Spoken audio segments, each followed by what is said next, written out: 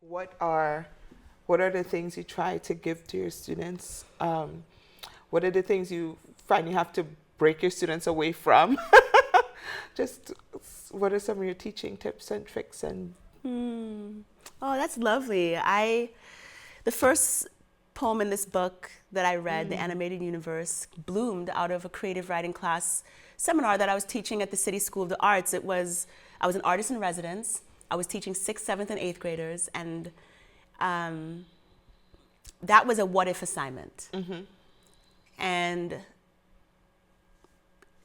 a lot of my assignments and a lot of my curriculum ideas are actually very simple. Like, I try to empower students with how simple it is to begin a poem. So I imbue them with the tools that I believe that once they finish taking my class, they will carry with them for the rest of their lives. Like, I could always write a what if poem. I could always write an I am, just to say how I'm feeling. I give them, I have these sorts of tried and true lesson plans I'm like a jukebox of lesson plans at this point. I've been teaching, New York City youth since 2004, 2005.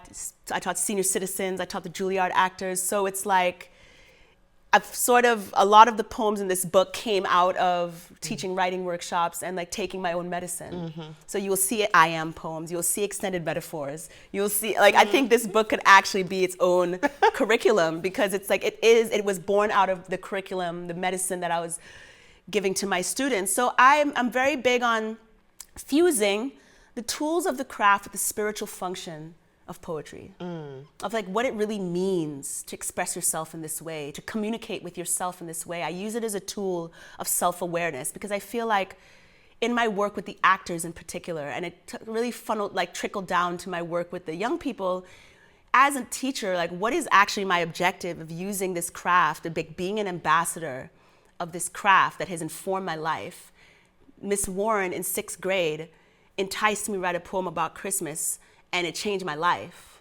And so when I was given this job to teach in a middle school, which was terrifying, and they were terrified of me, it turned out, is, wow, I am that person now. I have that opportunity to pass that baton in a real way. Like, it's like, I am not just an English teacher, I am a poet in the world, like, living this life. And I can go into these classrooms and tell these students what's possible when they develop a strong relationship to language, to life through language. And I tell them that when you have that, you will be able to walk into any room and feel very unfuckwithable.